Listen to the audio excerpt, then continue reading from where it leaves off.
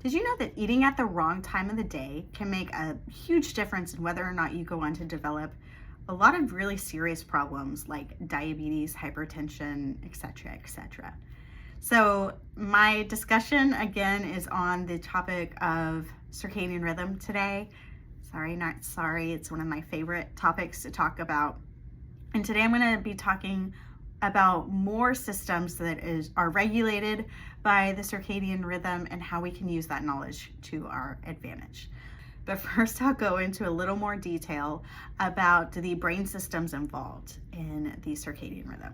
I might have mentioned this in a previous video, but anytime that our body gets information from the external environment about what time of day it is, I'm talking about like light, it gets processed by a center of our brain called the suprachiasmatic nucleus, which is a real fancy word. A lot of times we'll just call it the SCN or the master clock.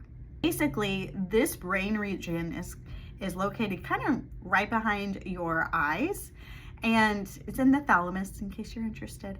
And essentially when information enters our eyes about light or the absence of light, that gets communicated to the master clock, which then tells other bodily functions to either switch on or off. And so light dark is one of the biggest regulators of these systems. There's a lot of different regulators. The term that we often use for regulators of the circadian rhythm is Zeitgeber. This is a German word for time giver.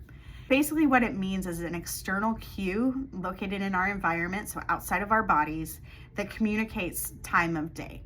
And knowing this can tell us what to do when to engage in certain behaviors versus other behaviors to promote our health. So I have been talking a lot about the light-dark cycle and when bright light is really helpful for us in terms of alertness and addressing issues like fatigue. I'm also going to talk a little bit more about other lesser prioritized Zeitgebers, but that are still really important. So one of those is the process of food and meal timing. So when you eat matters. Our bodies, like I said, love to do the same thing at the same time every day, and that includes digestion. And that is because the hormones responsible for helping us digest food and convert it into energy ramp up at certain times of the day and are lower at other times of the day. So during the day, hormones like insulin are at higher levels than in other parts of the day, for instance, at night. So midday, insulin levels are on kind of full blast because our bodies are expecting to eat during the day. And so that sends messages to the body like, hey, I'm ready to digest food and convert it into energy so that you can get through your day. Additionally, at night, insulin is really ramped down. So unfortunately, when we eat during those times, our bodies have a really hard time converting that food into useful energy. And it can get converted into fat through very complicated processes, but essentially our bodies aren't able to break down sugars and carbohydrates in a way that is useful for our bodies during the overnight hours. And so we want to be conscious about eating at the same time every day, prioritizing bigger meals earlier in the day, like around lunchtime, afternoon time, versus later in the day, like the evening hours, because we want to eat when our insulin levels are higher and more functional for us. And we want to avoid eating during those times when our body's expecting to fast, to be without food for a number of hours, because that food is not going to do us much good in terms of energy production. Another thing we can talk about is things like physical activity and movement. So when you are up and about and moving around, and especially when you are physically active, like getting your heart rate up, you're cueing to your body that it is time to be alert, because you don't sleep very well in the middle of an exercise, and that's for good reason.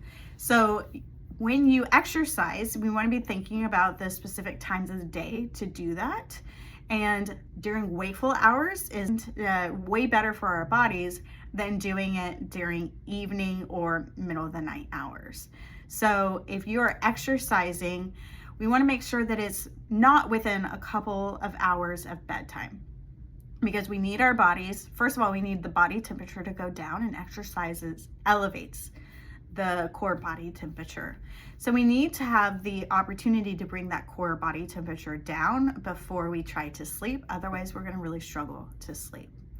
We also want to be doing exercise at the time of the day when our muscles are at peak capacity, when our physical speed is higher, and basically when our cardiovascular system is primed to exercise. So think about exercising in the afternoon. Studies have shown that's one of the best times to exercise. But if you have to get it done in the morning, that's still a-okay. It can really help with bright light exposure and cueing alertness during the day. But we really want to be avoiding exercise in the evening hours if we're having trouble sleeping. Now, any exercise is better than no exercise, and consistent exercise is better than inconsistent exercise.